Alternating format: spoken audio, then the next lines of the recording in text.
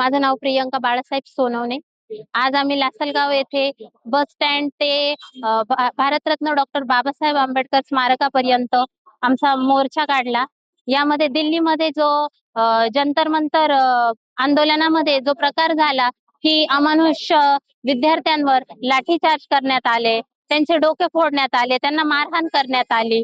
तर याच्या मागे जे दोषी आहेत त्यांच्यावर कडक कारवाई करण्यात यावी आणि जे धर्मेंद्र प्रधान आहेत त्यांचा राजीनामा जी विद्यार्थ्यांनी माग केली आहे तर तो राजीनामा त्यांनी द्यावा असे आम्ही आमच्या आंदोलनाच्या मार्फत जी लासलगाव रहिवाशांच्या मार्फत लासलगाव रहिवाशांच्या मार्फत आम्ही असं निवेदन पोलीस प्रशासनाकडे दिलेलं आहे आणि त्यांना सांगितलेलं आहे की या गोष्टीवर कडक ते कडक कारवाई करण्यात यावी आणि विद्यार्थ्यांना योग्य तो न्याय मिळवून द्यावा.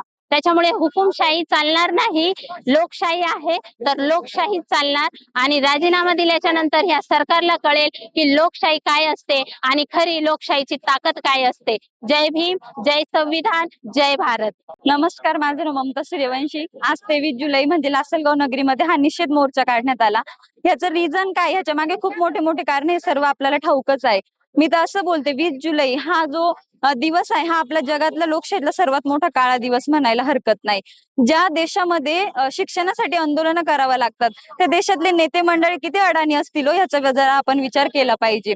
इतके मोठे शास्त्रज्ञ शिक्षणासाठी आज आंदोलन करता आहेत, त्यांची जाऊन कोणी विचारपूस केली का? आतापर्यंत कोणीच केली नाही. We the people of India, होय आम्ही भारतीयच आहोत, not we the Hindu, Muslim, Tamil, Sikh, Isai, we the people of India.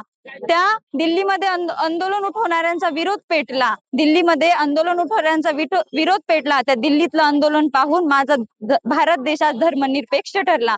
मी शेवटी जाता जाता सर्व भारत देशवासियांना एवढंच आव्हान करते की ना भाजप के भक्त बनो ना कांग्रेस के चमचे, ना भाजप के भक्त बनो ना कांग्रेस के चमचे.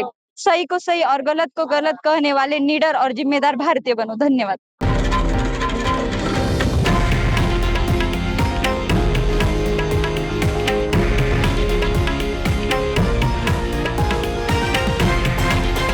हे आहे देशातील नंबर 1 न्यूज नेटवर्क आणि आपण पाहत आहात TV9 मराठी, एकमेव.